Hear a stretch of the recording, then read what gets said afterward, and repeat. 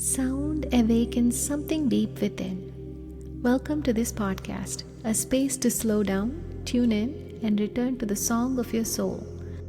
In this episode, I am joined by Firefox with Navajo, Arapaho, and South Indian roots, playing an important role in his path to be a shamanic practitioner, hypnotherapist, Reiki teacher, massage therapist, clinical nutritionist, holistic health practitioner, and Ashtanga yoga instructor. His journey began as a firefighter in the military, and his work involves muscle testing, drum clearings, and guiding individuals to connect with their soul and spirit animals. There we go. Hi, everyone. Hi, Firefox. Thank you so much for being on my podcast today. So I want to start off asking you how you ended up in Sedona. Okay, well, my first visit here was 26 years ago, Wow. Okay. and someone told me about the special energy of the place. And of course, it wasn't the first time. It's if anyone told me about the special energy of a certain area, that's what would determine where I would spend my vacations at. So 26 years ago, I visited Sedona, and I've been visiting here for 10 years, and I actually moved here. So I've actually been in Sedona for over 16 years. Terrific. And the next question I want to ask you is why is your name Firefox?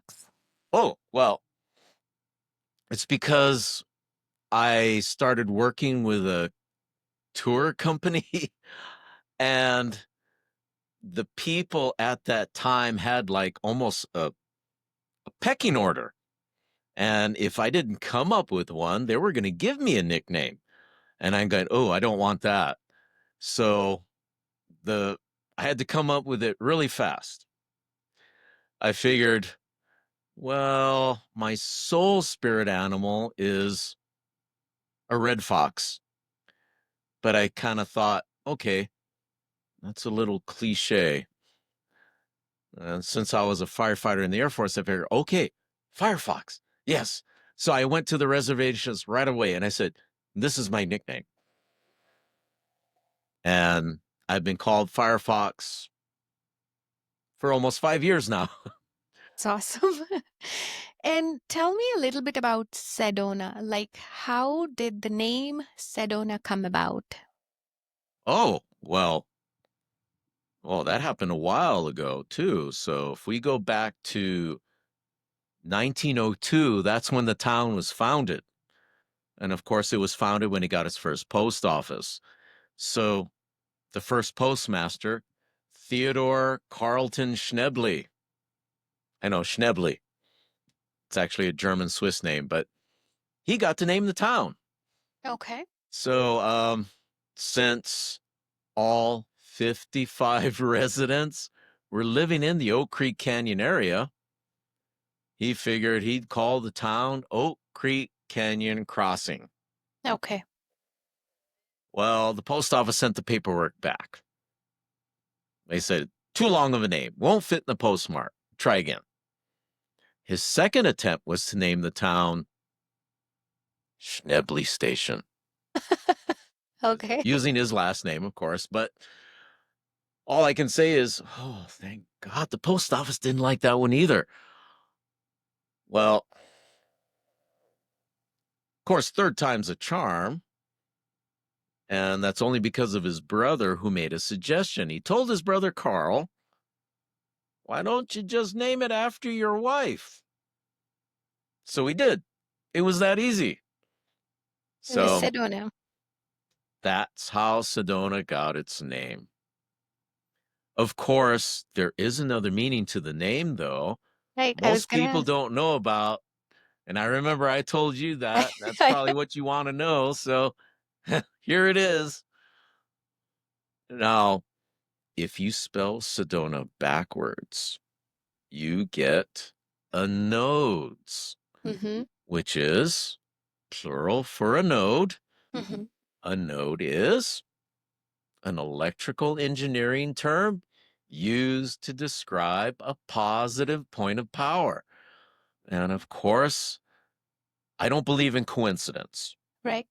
This could not have been a better name for this town because of the natural electromagnetic phenomena here. And of course, some people, well, most people know it as the vortex energies. Right. And that's my next question. Like, how do you personally experience the energy of Sedona's vortexes? Oh, well, it's not just how I experience it, it's just that, well, everybody has their own individual energy signatures. So people are going to experience Sedona in a different way. When I first came here, I actually felt the energy before I even saw the red rocks. And of course, I had my own experiences, being that I've been here for, within 26 years. I've talked to a lot of people. They told me about their experiences. Now, everybody experiences a different way. Not only that, there's so many people that don't realize there's a misconception. They think they have to be at a vortex to experience the energy here, and that's not the case. You actually have to explore Sedona and find out where your sweet spot is. It's not necessarily at a vortex site. It could be at an inflow, it could be at an outflow, or something else. But if you're in the Red Rock Country area, which is about 50 square miles, Sedona sits inside of it, you're actually in the energy everyone's talking about. Right. So, what is an inflow and an outflow? Yes. Well, if you go to NASA's website, you'll see all these neat pictures of the Earth's electromagnetic field. But that's what it is. It's the big picture. So it doesn't tell you what's going on the ground. Now, the inflows and outflows are what's going on the ground.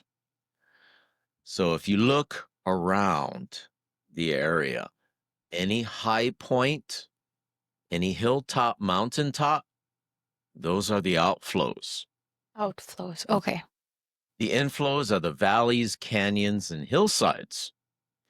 If water can flow down, whether it's got water or not, that's an inflow.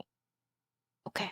So if you look around again, there's topography like this all over the world. But because of the geology that affects the Earth's magnetic field there, oh, that's what makes it one of the strongest places in the world. It's the geology. So, So we outflow have, yeah, is the so you're flat surrounded part. by inflows and outflows sprinkled with vortex sites. So, basically, vortex is something that has a intense amount of energy. Is that correct? Well, the way I explain it is simply as the geology actually affects the Earth's magnetic field in a way that creates a magnetic tornado. It's conducive to creating a magnetic tornado. So a vortex is a magnetic tornado. If you look in the dictionary, a vortex is a swirling amount. It could be water, air, whatever, but it's like a tornado. So, that's why the trees are kind of bent in different Oh, shapes near the but vortexes. it's only one type of tree. Okay. Yeah, it's the shaggy bark junipers. Okay. That's because the wood is actually soft enough that it can be affected by the stronger gravitational forces that are there because of the geology that affects the Earth's electromagnetic field. We do have other kinds of trees around too, right? Oh, yes. Most of the trees there are part of the southern edge of the Coconino Forest, but 25% of Arizona is forested. Now, those trees are evergreens, so they're green all year round. These are, of course, the shaggy bark junipers, the Arizona cypress, the pinyon pine, and even mesquite. Now, there are also alligator junipers, but those will be in low-lying areas, which are also shaded where there's more moisture. And of course, near the water, you'll have other trees because there's more water, like cottonwoods, sycamores, birch, eucalyptus, and even oak. So you'll see those trees right along the Oak Creek and where it feeds into the Verde River. Right. But it's only this shaggy bark juniper that Yes. bends to the vortex Mhm. energies. Primarily, it's the shaggy bark junipers because it's a softer wood and can be affected by the stronger gravitational forces that cause the vortex sites or even the inflows and outflows. Now, I don't see too many of that, so I've discounted it, but it doesn't mean it's not possible. But I've even seen shaggy bark junipers that have been split apart, and one will grow down the inflow and the other half will grow up towards the outflow. Wait, I It'll think be you may have showed me last time. Yes, did we go to Mystic Vista? Yes, yes, Okay, yes, there's a tree. Well, yes, actually, there's several trees, but I've shown you one of the better examples. yes, you did. Yeah. So what happens is, there was another tree. I don't know if I showed it to you, but it was right across from the one I showed it to you, where it grew out of the ground, and the whole tree just grew down the hillside, and then finally grew up. Yes. And of Yeah, they course, the further you get away, you see trees just growing like any other tree, just straight up spreading its branches. it's interesting how they just follow the energy. They just go with the flow. They don't break the patterns or try to negate it. So that's beautiful about nature for me. So, what is the spiritual essence or consciousness that you believe Sedona holds beyond its landscapes and rocks?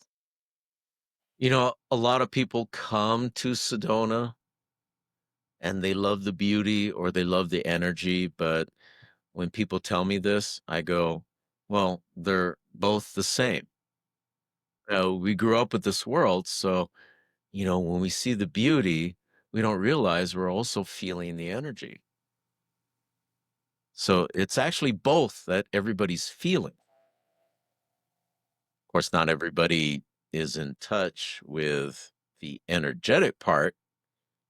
So when they see the beauty, it's like you have the energetic part interjecting its own feeling for the beauty you're seeing. So, you're saying both are combined, it can't be one without the other. Yes. Got it. So, in your experience, how does Sedona assist in healing emotional wounds or awakening dormant parts of the soul? It's not going to work that way with everyone. Everyone has their own individual energy signature. So energy will go where it needs to go and does what it needs to do per individual. In the 26 years I've been here, I've had my own experiences.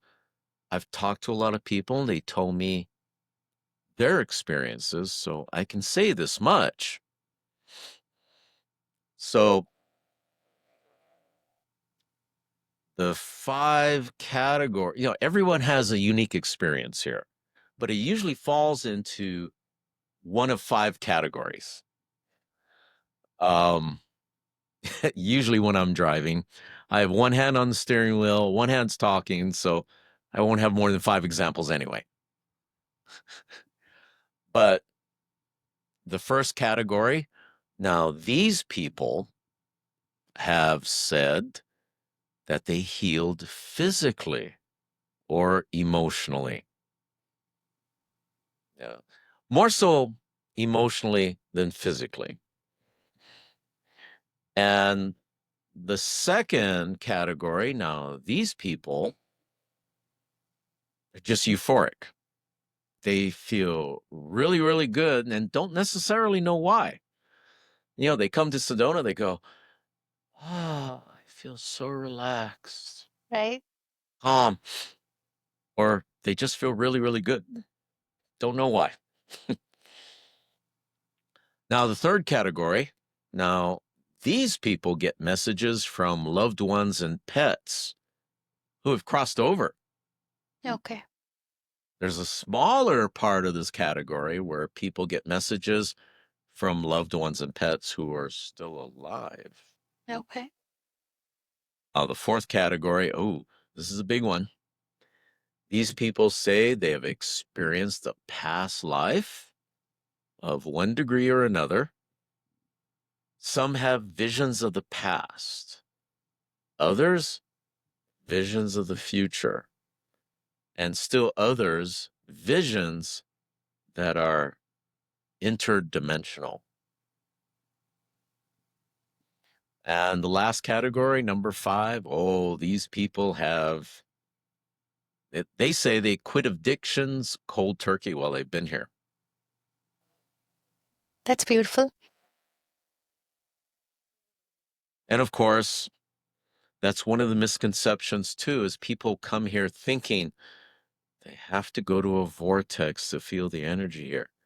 And if they don't know that everyone's different, doesn't always necessarily mean you're going to feel something.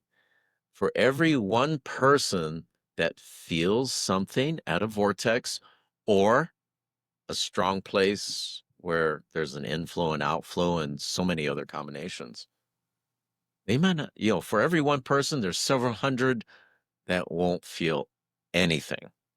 And not only that, it could be time delayed. They could go back where they're visiting from. It could be Massachusetts, Alaska, Texas, doesn't matter. They'll go back home and all of a sudden they get this experience that some people feel in Sedona. And of course, since they're not in Sedona, they don't relate it to it. Right. So because of that, people come to Sedona, they go to a vortex, they don't feel anything, and they go, "Ah, this is a hoax. This is, you know, it's It's made people up. are making these things up. It's not true." But of course, if they don't know this, then more for us, I guess. I don't know. So, what I understand is all these are experienced at that divine timing. Yeah. So, no matter if they're in Sedona or they may have visited at some point, they carry that energy, they carry that positivity, and that's going to burst open Mhm. when it's the right time and when they are in that right mindset. Yes. That makes sense. Now, people, you know, it's all related to the law of attraction, but it's also tied to your physiology. And because we do have an organ in our body called the thymus, and it will produce hormones according to your emotional state. So guess what? When you're positive and happy, those happy hormones make your body more conductive, more electromagnetic. Of course, the more electromagnetic you are, the easier it is for you to have a more unique experience, like the ones we were just talking about. If you're negative, you have less of a chance of having a unique experience. And I usually tell people, can you guess what happens when you're negative all the time? Absolutely nothing. But then again, we get into the law of attraction. Negative begets negative and positive begets positive. It's just a matter of choice. For most people, I would tell them the best way to experience Sedona is to have no expectations and just be your happy-go-lucky self. Go with an open mind and Yep. see And what you feel. those people have the best experiences here. Yep, I agree. So, what ancient teachings or native traditions influence the healing practices in Sedona? Well, I can't speak on behalf of that. My training comes from the Michael Harner organization. He was an anthropologist that traveled the world in the 1960s to learn about the spiritual practices of the indigenous people. And he discovered that there's a commonality between all of it. If you take the cultural specific stuff out of it, there's a commonality between all of the spiritual practices, and it doesn't matter where they come from. They could be from Africa, Australia, parts of Europe, Asia, even here in the Americas, North, Central, and South. If I was well, there's basically just 3 levels of meditation. One is middle world. A lot is associated with that. Lower and upper world have an infinite number of dimensions to explore. Despite the infinite dimensions, though, if we set our intention prior to the meditation, we will always go to the dimension we need to go to in order to get our answers or to complete our healing work. Now, these spiritual practices have been around for 30,000 years. This is something Sandra Ingerman has said, and her mentor was Michael Harner. So Michael Harner eventually, when he discovered all this, he created an organization and it became worldwide. So the Michael Harner organization is worldwide. I learned from those teachers. I had one from Mexico and one from Spain. And that's where I got my information from and my teachings and learnings, Great. which also includes anything that any of the tribes can teach you. So it's like, it's all inclusive, I guess. You could say that. That's beautiful. And have you experienced or witnessed a life-changing transformation because of Sedona's energy? And Oh, what made yes. it so profound for you? I don't think any one experience was profound. I think there's been a lot, several. I've lost count. I've been here for a while now. What was it, that one thing that kind of it's still fresh in your memory? Mm. Okay, it really couldn't be considered significant, but it's like the most information I received all in one experience. Now, I have fought a demon when I was 8, so that was very profound in itself, but I guess the second one would be the fact that I was at Sedona, and one of the places I visited was the airport vortex at the airport trailhead. And when I went back to San Diego, where I was living at the time, I happened to be at work. And all of a sudden, I went into an alternate reality. It was almost like a daydream, a waking dream. It felt like it went on for maybe a half an hour or more, but I'm sure it was only a few seconds because when I came out of it, I was still at work and I was going, did anybody see this? And I'm looking around. No one noticed. I said, that's good because I was just standing there. And I went through one, two, three, four. I went through 4 past lives in succession. And oh, it I was crying because when you go through each past life, you go up, you die, and you have all those feelings of all the loved ones, people, the situation itself could be very emotional. And so here I was after 4 of them all in succession. I haven't cried that much in, well, I could say like all my life. I did it in half an hour. Yep. So I know you kind of mentioned earlier, like if someone was coming to Sedona to have like an open mind and not to have any expectations, but if they were visiting for the first time, what Mhm. else would you guide them to attune to Sedona's frequencies?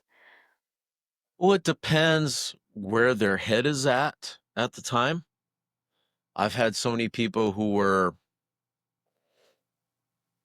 yeah, I hate to say this, but I would call them muggles. They have no idea. They don't know what to ask for. They don't know what to ask. So I would take them, just like I did when we would cross the bridge over that inflow, see if they feel anything there. Now, people usually feel the energy here as tingling in their fingers, sometimes throughout other parts of their body. Now, some people will feel it as a slight temperature change or even a vibration, and sometimes an emotional state. People will come to Sedona, they feel so relaxed, calm, or feel really, really good and not know why. Right. Right. If they don't feel anything there, I always tell them, don't worry about it. We'll work on that. And then I'll take them to whatever place we're going and I'll do a drum clearing. And that helps everyone immensely. I've been doing these tours for years now, and the drum clearing for those that are sort of resistant or don't know what to feel, a drum clearing helps them to experience things for the first time. Of course, you have to know what a drum clearing does. Do you remember what I told you when we did our drum clearing? I don't. I'm sorry. Oh! Okay, so I'll do it right now. Okay. Uh, Now, the drum I've had for over 20 years is made of deer hide. It's one of the oldest instruments known to humankind. Uses vibration. Guess what? Your body is made up of trillions of cells that all vibrate at a certain frequency. So it's almost like hitting the reset button. It allows your cells to vibrate the way they should.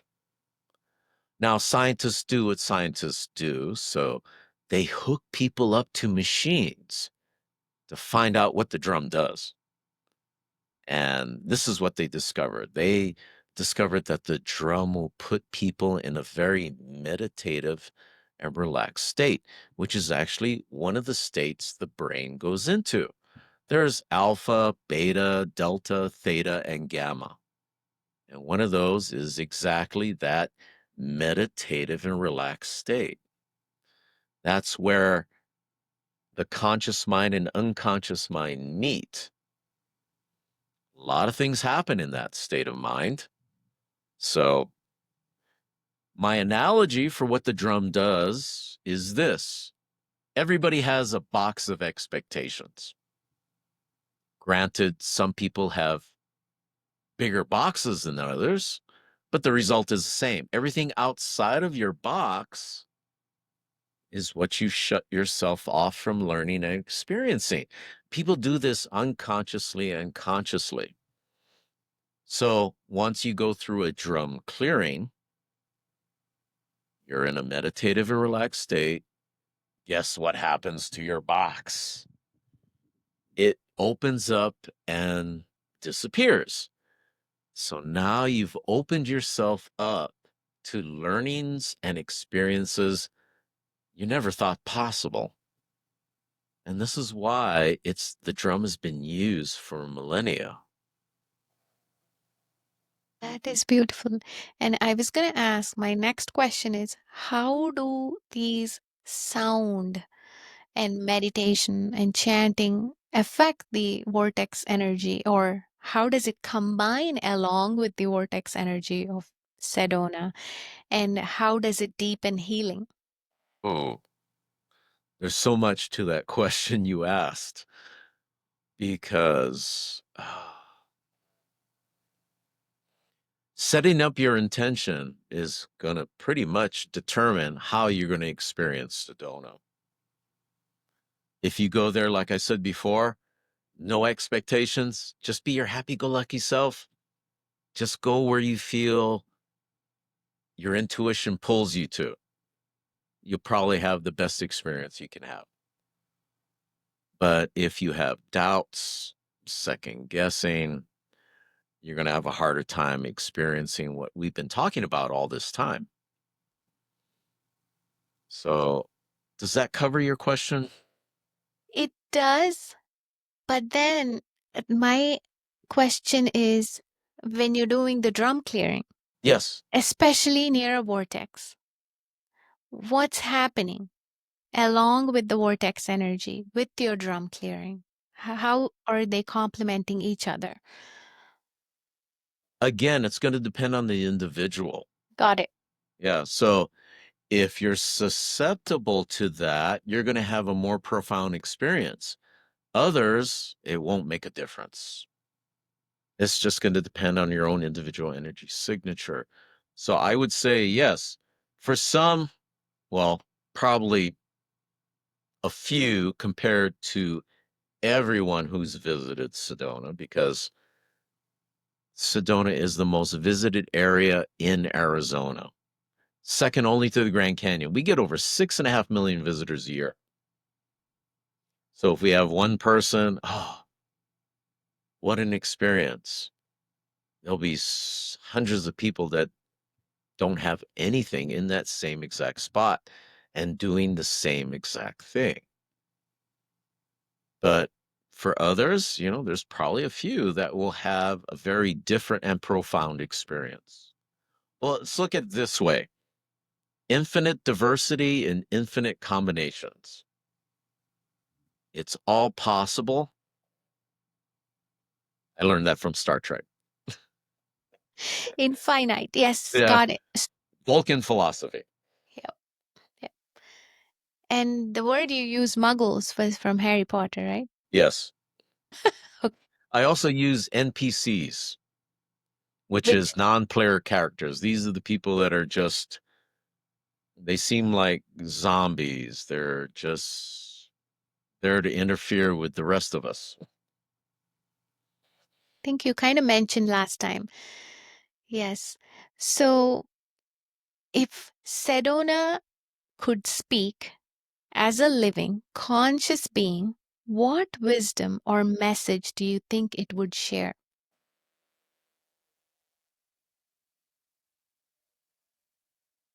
One of the things I do when I put people through a meditation, especially when grounding, I tell them to give Mother Earth their thanks and love for the assistance it's giving them. There's never one without the other. There's always give and take, never one without the other. And with all the millions of visitors we get every year, most people come here and they just take, and take. And there's actually several areas here in Sedona where people sensitive like me and my friends who are also sensitive to the energies here, the spirits here are angry. They feel people come here, they disrespect the land. This could be done in so many ways, from stacking rocks to scratching graffiti in the rocks, or just going there and just taking in everything and not giving anything back in return. You know, being grateful to be shown the beauty and the energy of the place. And it does take its toll. We get over 6.5 million visitors a year. So in the 26 years I've been here, I'm feeling the energy level actually going down. And then it's isolated into pockets that people rarely visit. And when we go there, we can feel the spirits telling us that they like certain people and they don't like others. Even in the guides for the tours, you know, we'll go there and they say they don't like that guide. And I go, oh, okay, we kind of knew that, but we didn't know it was that bad. So, uh, does that answer your question? Does. So Yeah. gratitude is the key. Yes. We have to pay our gratitude. And what are the easiest ways that we can pay our gratitude to Mother Gaia? Well, some people, well, every meditation I do for people, I will put them in a meditation where it'll take them a minute or two, and I do that to connect with the earth and give Mother Earth my thanks and love for her assistance in teaching others the meditation that I put them through. And I always go there and make sure that no one ever scratches graffiti in the rocks while I'm there. I've come to places where people are setting up these like a ritualistic circle, putting I don't know what, it's always different. And when I look at that, immediately I clear it, because if anybody else sees it, it gives them it's almost like it gives them permission to do the same. And if we have one and then other people do it, when they create these things, guess what they do? They'll take the rocks and pull them out of the ground. They'll take living branches, pull them off the trees, and that destroys the natural environment. You know, I wish people would just come to Sedona and just enjoy what is there. They don't need to put these circles, these man-made um, symbols, which is basically a waste. Not only that, they're tearing up the environment just to create it. It's like graffiti. There's some areas where before COVID, there was no graffiti. And then during COVID, one person decided to write stuff, and then everybody else did. So now you have a place that's filled with graffiti, and it ruins the natural beauty and energy of the place for everyone else who comes after. And if anything, I hope people will take this in mind when they visit Sedona. Keep the natural sanctity as is and keep it harmonized throughout. Got it. So, what is a practice that you recommend people to try when they visit Sedona besides just having an open mind? Oh, besides having an open mind and just no expectations, just have a happy-go-lucky self. If you need that little boost, get a drum clearing. Some people call it a sound bath. So it could be gongs, tingsha bells, crystal bowls, metal bowls, aluminum tuning forks, or even crystals and see if that helps them to experience what they have here. Beautiful. And you do drum clearing beautifully. So I would like to link your details in the description. And Okay. so people can check it out if they are in Sedona. Okay, great. Yeah, Yeah. we can do that. And anything that you would like to share today on behalf of Sedona? I think you asked a lot of questions that is meant to share with everyone. Be careful of what you ask for. In Sedona. Yes. Well, actually, And anywhere. It's just that Sedona is so strong. If you say it here, it's going to manifest that way even harder and faster. So I learned this a long time ago. I was in San Diego. I said, I want a vacation. Guess what happened? I got a hernia. Not the vacation I was hoping for, but it did give me what I wanted, but not the way I wanted it. So if you have that same intention when you come to Sedona, ooh, watch out, because it'll probably manifest stronger and faster. so you have to have a clear intention Yes. which you want to experience in a positive way.